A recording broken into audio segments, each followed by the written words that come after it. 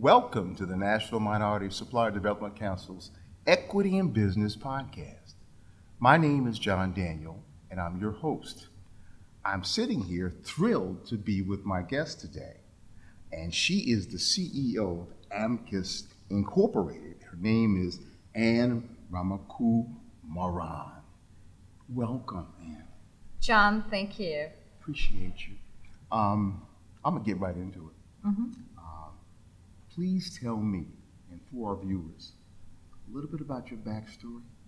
So, why did you get to be so tough and strong and intelligent? How'd that work out?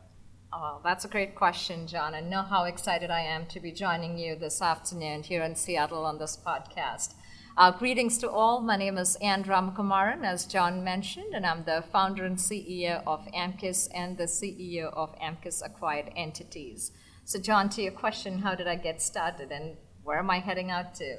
So, started the entrepreneur journey in 2004 from the basement of my house with my 1-year-old. And the reason why I did that then is because what I realized, John, at that time, there were a lot of diverse businesses that either focused on providing IT solutions, business solutions, or human capital management. Mm-hmm.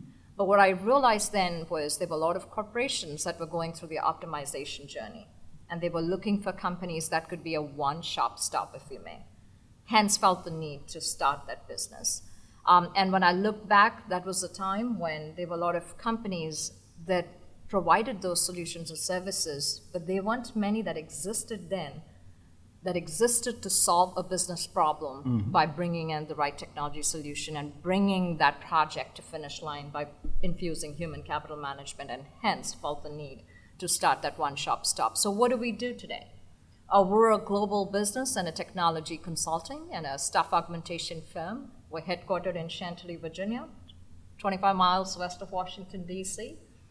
We have 17 customer support offices in the U.S., 10 global delivery centers, and 2 innovation labs. If we look back till about 6-8 years, all our growth has been organic, but then we felt the need to infuse inorganic growth as well. So what we did was we infused some inorganic growth by doing strategic acquisitions. The companies that we acquired were iTech Solutions, which is a Farmington, Connecticut-based company. We acquired Orbit Cyber, which is now an Ampcus Cyber entity. We acquired Bravens, and we acquired UTS. So collectively, as a group, we employ over 2,300 employees globally, support 80 of the Fortune 100 companies, 121 of the Fortune 1,000 companies, federal agencies, state and local, as well as nonprofits. And we exist to bring positive impact in the lives of our customers, John, by providing innovative, cost-effective, quality, and most importantly, sustainable IT and business solutions and staff augmentation services. I love it, and I have a question as you talked about the collaboration and the acquisitions. There's lots of different strategies to grow, and on behalf of our MBEs, sometimes you grow from within and you hire people. Other times you create an economy of scale by connecting with other companies, either through purchase or whatever, mutual agreements. Why did you choose the strategy to grow that way? Yeah, so John, as I mentioned, till about last 6-8 years, all our growth has been organic. And then we continue to grow organically, but we infused inorganic growth because of various reasons. You named it. Scalability is important. What we do is we bring positive impact in lives of customers, which are part of regulated industries. They're looking for suppliers who could continue to be that supplier of choice, hence felt the need to bring in, acquire companies, one, so that we could go ahead and expand our geographical footprint. So making that journey from local to national to global.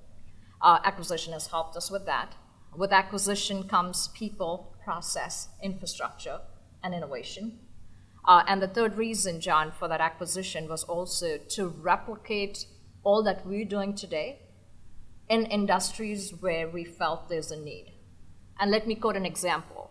So for many years, we continued to bring positive impact in the lives of banking and financial services customers. What we realized was while we were helping a lot of our banking and financial services customers in their transformation journey, as well as helping them from a staff augmentation perspective, we realized there was a lot of transformation happening within the insurance sector. So, so we felt the need to acquire an entity that's iTech Solutions, which is a supplier to over 20 of the insurance companies. So, so with that acquisition now, we support 38 of the banking, financial, and insurance sector customers. If we look back at the cybersecurity acquisition, we were always doing cybersecurity work for the federal government. We were doing cybersecurity services, providing services as well as solutions and human capital management for publicly traded companies as well as agencies. But then with this acquisition, we're now not only focusing on IT security, but we're focusing on OT security and audit services as well. So every acquisition had a reason. You know, and again, John, like you mentioned, it's about scalability. It's all about how do we continue to be that supplier of choice for our clients, and then from an employee perspective, how do we ensure that there's always work for them? So, you know, with this acquisition, we now have very diversified industry expertise. We support banking, financial, insurance sector customers. We support healthcare, life sciences companies. We support telecommunication and other utility customers, in addition to you know, the federal agencies, state and local, as well as nonprofits. So you're smart. And managed service providers. Yes, ma'am. I love the fact that there's such a diverse group of people that you support, and the smart growth tactics and strategies that you use to get there. That said, I'm wondering, how did the National Minority Supplier Development Council play in your strategic outreach, your vision, your mission? What kind of collaboration do you do with them? Now, especially around DEI, but there's some other things. So please share. Yeah, sure, John. That's a great question. John, as you and many of you all may know, NMSDC has been in existence for over 50 plus years. We've been in business for 20 years. This year, John, marks our 20th year in business. So we've been a member. Hold on. Say that again. Yeah, this is our 20th year Give me a in pound. business. Thank you, Get your John. best self. We're That's really wonderful. excited. We're really excited. And on the personal front, my husband and I will be celebrating our 25th wedding anniversary this year. So this year truly That's calls in beautiful. for celebration. Thank you, John. So coming down to you know, 20 years in business, we've been a member of NMSDC for over 15 years. We've been certified by the Capital Region Minority Supply Development Council, and we have an amazing leader there, Sharon Pinder. So she, her organization, and NMSDC, and all the other 23 affiliate councils have really helped us to get to where we are today. I've always been a firm believer. It's important that we continue to invest in people, process, infrastructure, and innovation, because that's what's going to position us for success, and that'll help us to grow, thrive, and succeed. But in addition to that, it's important that we continue to be part of an ecosystem. And NMSDC, WeBank, US Bank, many of those organizations have helped us to get to where we are today. And when I say that with confidence in my team and I, we truly believe in that. Because think about it, even at the Economic Forum this week, what a beautiful forum. It was, you know, at this forum, we get to connect with our existing customers. We get to meet our fellow MBE brothers and sisters. We get to meet members of corporate America, agencies, nonprofits, and you know, it's all of us coming together to bring positive impact at a macro level. So John, NMSDC, and all the affiliate councils have really helped us to get to where we are. They've helped us to get us introduced to some of the key decision makers in corporate America. It has helped us to identify some key strategic partners so that we could bring them and partner with them so that we could go and bid together on some of the large complex projects.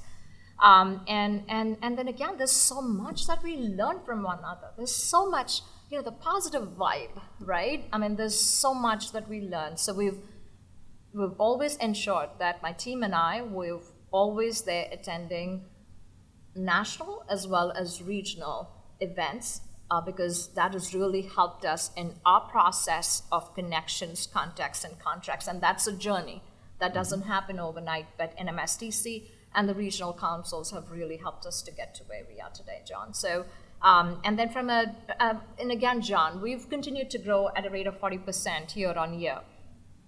We've been awarded the MBE, National MBE of the Year in New York.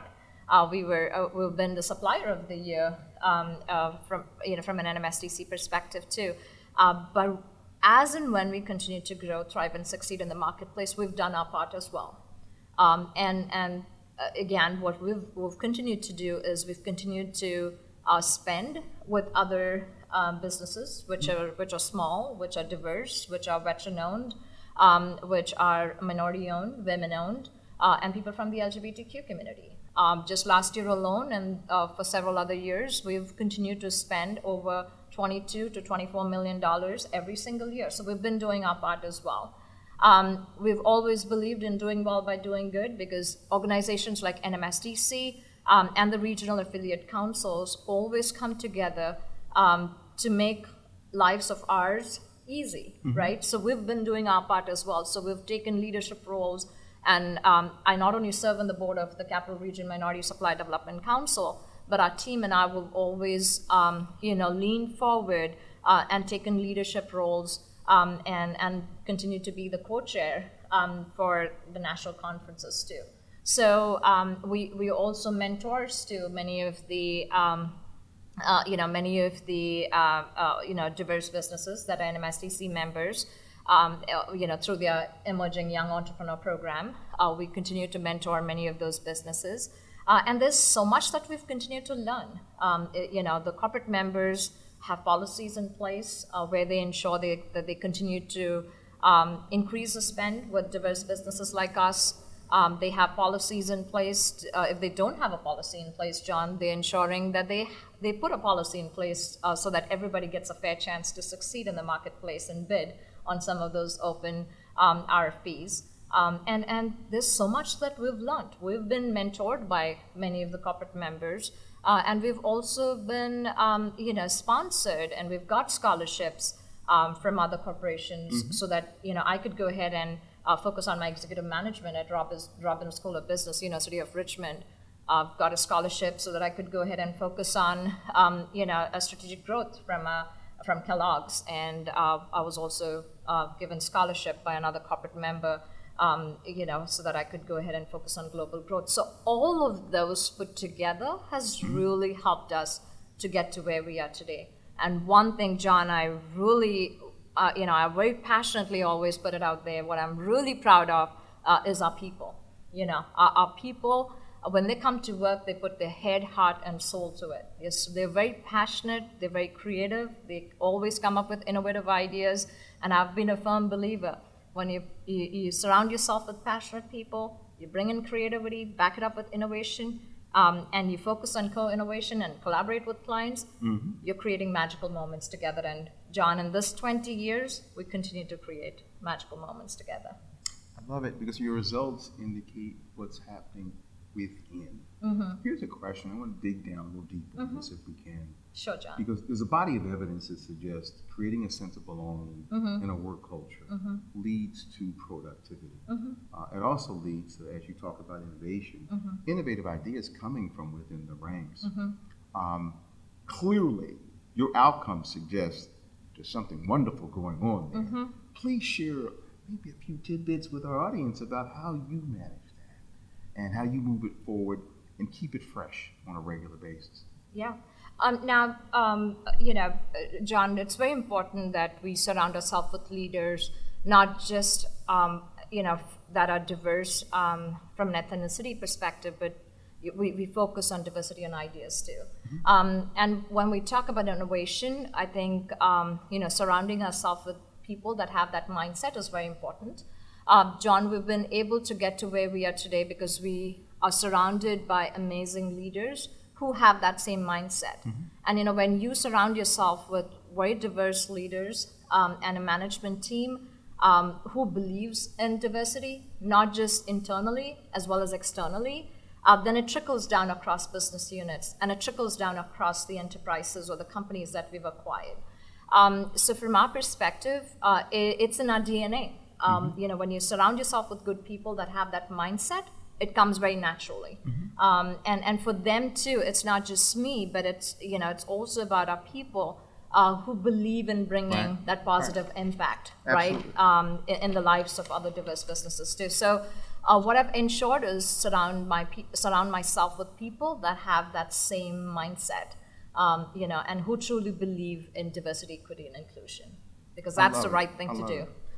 I want to dig down a little bit more, but I know we're getting some exciting things from this. I mean, there are certain touch points that reinforce that sense of belonging, from your hiring practices to examples of inclusive initiatives where the voices of your employees are being heard,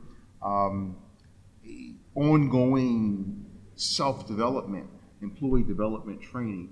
Do you have those kinds of things in place, and can you, I'm almost sure you do, but could you just share a little bit about how you make them work? Yeah, John, that's a great question. Now, John, as I alluded and mentioned earlier, we're a business and a technology consulting and a services firm. So be it providing solutions or be it providing human capital management, and especially within the tech space, John, technology changes rapidly. So we've always felt the need to focus on reskilling and retooling. And that's an investment that we've continued to make, John.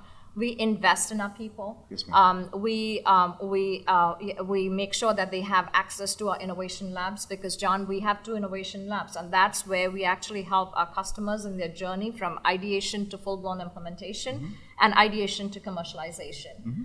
So our employees have access to those innovation labs where we're always running and working on some very innovative proof of concepts and proof of values.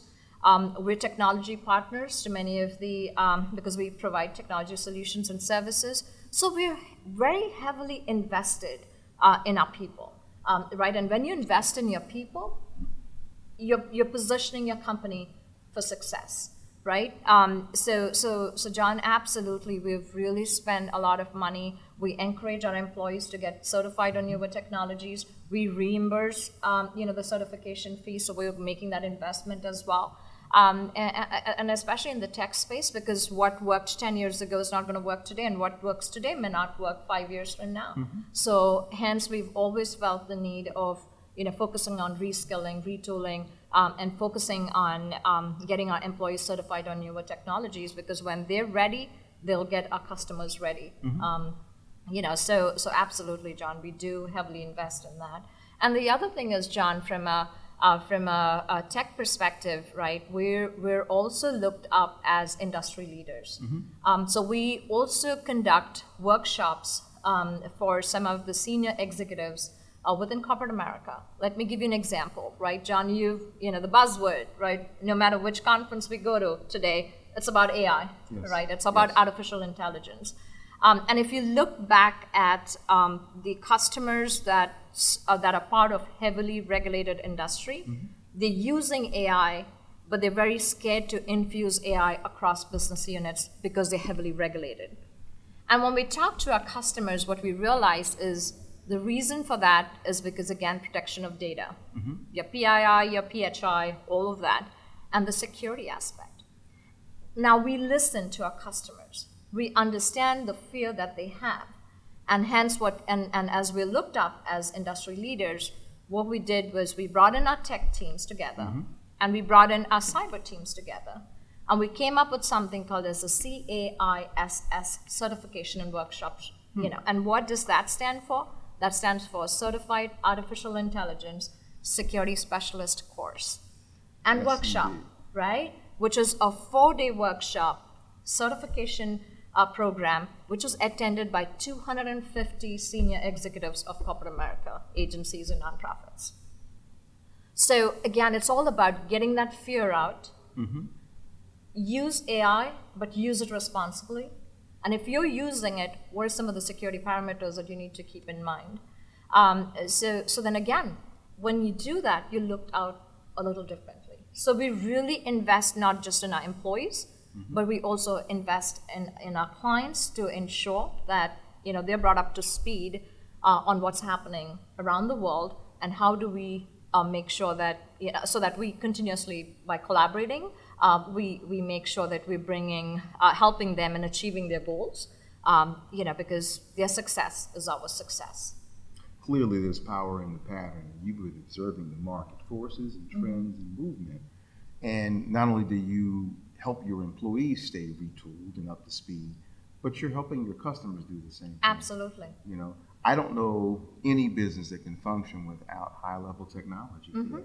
You said it right, John. You're sitting right there delivering, and for that, America should appreciate you. Oh, thank you, The world John. should appreciate you. Oh, John, thank you.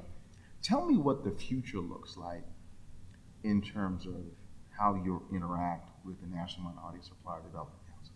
Yeah, no, the future looks great, right? So if we talk about from our business perspective, we're continuing to position ourselves for success. Again, it's all about we're listening to our customers, we're listening to the network, we're listening to NMSDC, we're listening to other nonprofit organizations, who, if you think about, they exist to bring positive impact in lives of companies like us. So we're listening to NMSDC, we're listening to the regional organizations, and we're listening to our corporate members, members of agencies and nonprofits. And when they say that, and there's a gap within a specific area, we're listening and we're trying to bridge that gap. Understood. We've always been a firm believer, if you got to bring a positive impact at a macro level, you don't need to do it alone. You got to collaborate, you got to co-innovate, and you got to co-create. And that's the journey that we're in, right? And then from an NMSDC perspective, this is what I would tell all the MBE brothers and sisters: the future is bright. Believe in yourself. Keep your eyes on the prize. But again, most importantly, focus on your people, your process, your infrastructure, and innovation. Because again, customers are looking for businesses that can scale and can grow, thrive, and succeed. And when they go global, they want you to go global. But understand you're not alone. Understand the power of this network. Be active, be engaged. The future is bright. Lean forward. Collaborate with other diverse businesses, as well as other small businesses, as well as large businesses. And let's continue to bring positive impact in the lives of our customers, of our employees, and communities we live, serve, and support. Authentic, genuine, truthful, and truth matters. Absolutely. Your success is encouraging to me, and I'm sure our audience. Keep pushing. Absolutely. Keep pushing and march forward. John, Appreciate pleasure talking to you, and Looking enjoy forward this to see the great conversation. things you do. So. Thank you all, and God bless all.